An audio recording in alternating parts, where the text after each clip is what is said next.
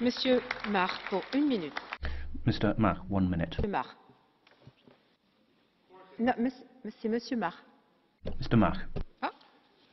Dámy a pánové, Ladies and gentlemen, please, regardless your political parties, please do realize that the British referendum gave hope to people, hope that democracy is not a lost thing, that popular vote can change things. And Nigel Farage, whether you like him or not, gave hope to people, that ordinary people that are not engaged in the fraternity of ruling parties can change the course of history from the bottom. And also this not very flexible institution. And even though Farage is not in the British Parliament, through the power of his word and argument, he can press his country towards independence. And I think he deserves recognition for this. And I think that your strong words against him actually are the recognition, an expression of recognition. So, Nigel, thank you very much. You gave hope for us, and therefore we are going to engage in a campaign for Czechsit in the Czech Republic, because we want a safe, prosperous and free Czech Republic that would willingly be cooperating with other nations of Europe. Thank you. C'est à vous, monsieur. Go ahead, sir. C'est à vous, monsieur. Mr. Flanagan, for 1 minute.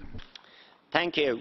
The Brexit vote has set the alarm bells ringing across Europe, but the message from the British people isn't just for their own government. It's for the EU, for the Council, for the Commission, and for you, Mr. Juncker, especially. Good to see you're listening. The EC that we joined with Britain back in 1973 was a worthy project, bringing peace and prosperity to Europe. The EU, with the euro to the fore, is a catastrophe, undoing all that good. Look at how this so-called union is treating Ireland. We were blackmailed and bullied into taking on debt that wasn't ours, given loans to the tune of €67.5 billion to bail out the European banks. Most of our own banks were already dead, zombies. As a direct result of that, we are now in the process of borrowing money to destroy €2 billion last year alone. Look at what the EU and its euro did to Greece, to Spain, to Portugal, to Italy.